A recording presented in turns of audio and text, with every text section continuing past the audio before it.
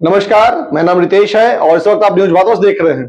देखिए, आगामी 5 महीने के बाद झारखंड में विधानसभा के चुनाव होने में और ऐसे में जेठ की दोपहरी में भाजपा के आला कमान ने झारखंड विधानसभा चुनाव के लिए अपनी 2 सेना नायकों को काम पर लगाने का सार्वजनिक ऐलान कर दिया।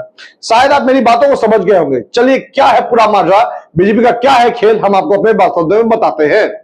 जी हाँ, मैं आपको बता दूं कि भाजपा के राष्ट्रीय अध्यक्ष जेपी नड्डा ने झारखंड के प्रदेश अध्यक्ष, चुनाव प्रभारी और सह प्रभारी की संगठनात्मक नियुक्ति का तत्काल प्रभाव से लागू करने का आदेश भी जारी कर दिया।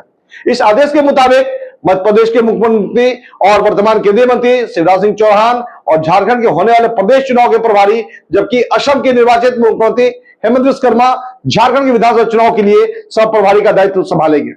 खबर यह भी है कि अखबारों और सोशल मीडिया के जरिए आप तक पहुंच चुकी होगी कि जो खबर का विश्लेषण आप तक नहीं पहुंचा रहे, वो विश्लेषण हम आपको बताते हैं। मेरे लिए सबसे बड़ा सवाल यह है कि दिल्ली में झारखंड भाजपा की हार की समीक्षा की बैठक हुई, जिसको लेकर के हर कुछ ठीक नहीं रहा।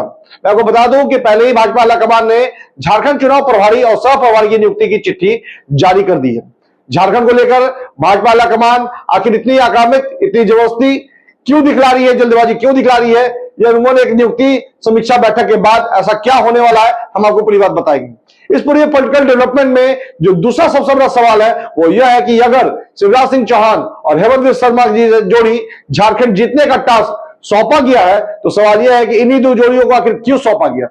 दोनों बड़े कद वाले नेता हैं, काफी बड़ा जिम्मा दिया गया है।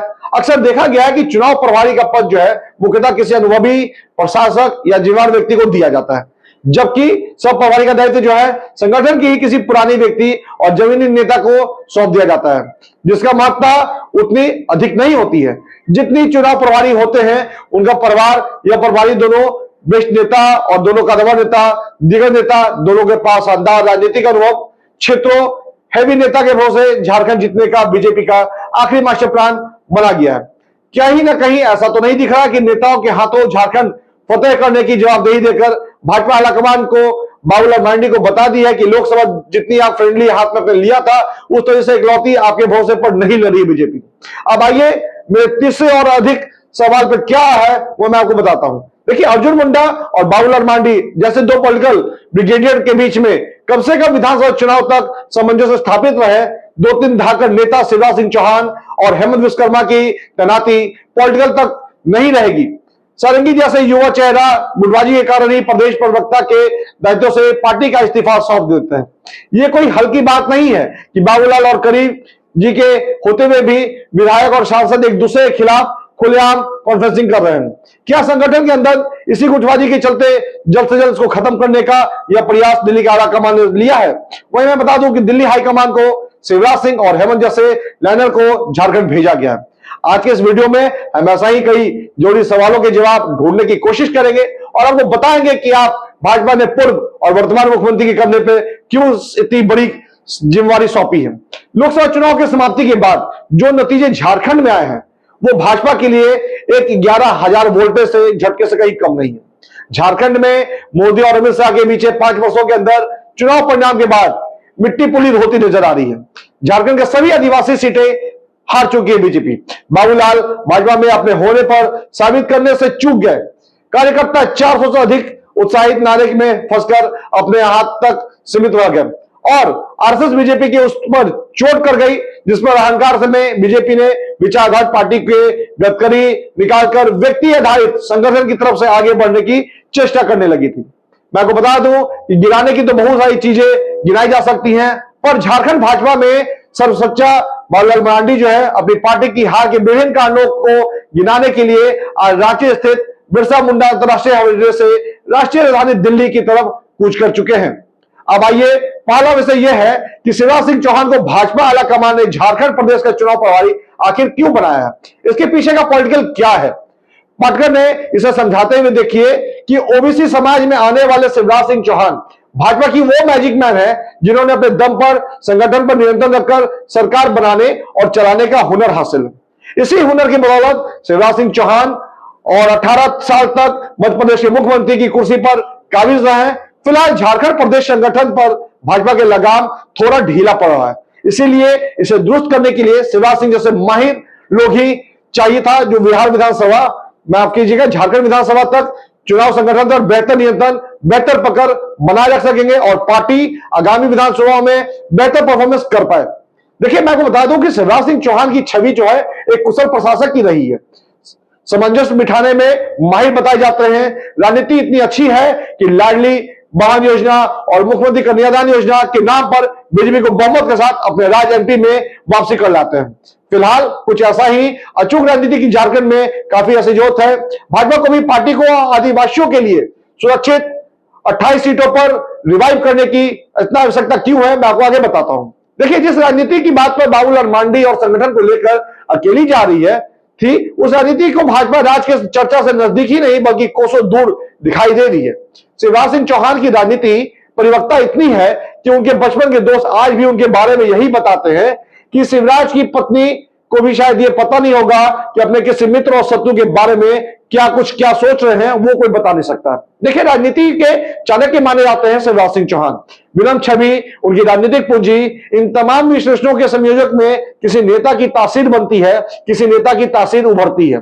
तो यह दिग्गज भाजपा नेता शिवराज सिंह चौहान ना कहूं से दोस्ती और ना कहूं से बैर की राजनीतिक सिद्धांतों पर चलने वाले विधायक बाहुबली को सह पैकेज से भी दे सकते हैं। मैं आपको बता दूं कि अर्जुन मुंडा को भी दोनों को फिलहाल फॉलो करने का कोई साथ लेकर आगे बढ़ चल रहे, वो तो शिवराज सिंह चौहान है जिनके पास अर्जुन मुंडा और बाबूलाल से भी कहीं ज्यादा संगठन सरकार को चलाने और राजनीतिक अनुभव है। देखिए, बात सिर्फ बाबूलाल मांडी और अर्जुन मुंडा के साथ लेकर चलने तक ही नहीं है, गोड्डा में नारायण दास और निशिकांत दुबे के झगड़े को निपटाने की भी है। शिवराज सिंह चौहान की प्रभारी और हेमंत बिस्वा को सह प्रभारी बनाने पर बीजेपी ने कई ऐसे बड़े फैसले ले लिए हैं, लेकिन अब कई बड़े फैसले की पारी इन दोनों जोड़ी के ऊपर है। चुनाव प्रभारी के पद पर शिवराज सिंह चौहान की ड्यूटी क्यों लगी, आपको ये बताते हैं कि और सह प्रभारी के पद पर हेमंत बिस्वा जैसे इतने बड़े नेता को दायित्व क्यों सौंपा गया, जिसके विषय में बात हम विवेचना होनी चाहिए। लेकिन जिससे फिलहाल प्रदेश भाजपा का संगठन जूझ रहा है, उस संगठन को नरम छवि वाले शिवराज के साथ हाईलाइनर जैसे हेमंत बिस्वा की जोड़ी ही उभार सकती है। हेमंत बिस्वा की छवि अगर व्यक्तिगत शिवराज सिंह चौहान से बिल्कुल ही उल्टी है। मैं आपको बता दूं कि हेमंत बिस्वा को पूर्वात्तर का अमित शाह भी कहा जाता है।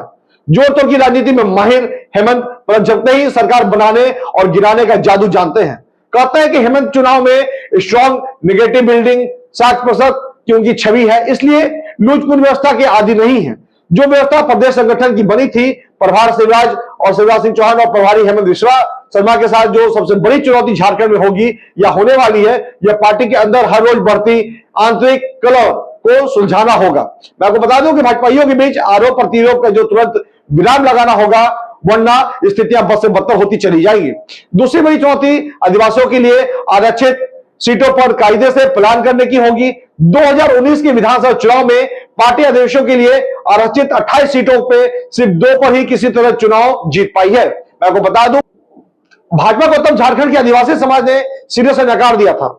आदिवासी समाज को आज भी रघुवर दास के सीएनटी एसपीटी एक्ट के संशोधन का गलत फैसला बहुत अच्छे से याद है। मुझे लगता है कि शिवराज सिंह चौहान और हेमंत के लिए तीसरी सबसे बड़ी चुनौती होगी आदिवासियों की पार्टी यानी भाजपा की बिगड़ी इमेज को तोड़कर नई इमेज का डेवलपमेंट करना, जो कि सबसे ज्यादा कठिन काम लगता है, क्योंकि संकल्प यात्रा के जरिए बाबूलाल मांडी के सभी 81 विधानसभा में प्रयास पहले ही कर चुके हैं। आदिवासी रिजर्व सीटों पर लोकसभा चुनाव का नतीजा बता रहा है कि बाबूलाल का प्रयास कितना सार्थक रहा, और यह भी सोचना होगा कि भाजपा इस लोकसभा चुनाव में कांग्रेस तुरकर गीता कोड़ा को लाई, सिंघुम से चुनाव लड़ाई, नतीजा क्या हुआ, पार्टी चुनाव हार गई। झामुमो से सीता सोरेन को भाजपा में लाया गया और दुमका से उन्हें भी चुनाव लाया गया, नतीजा क्या हुआ, भाजपा चुनाव हार गया।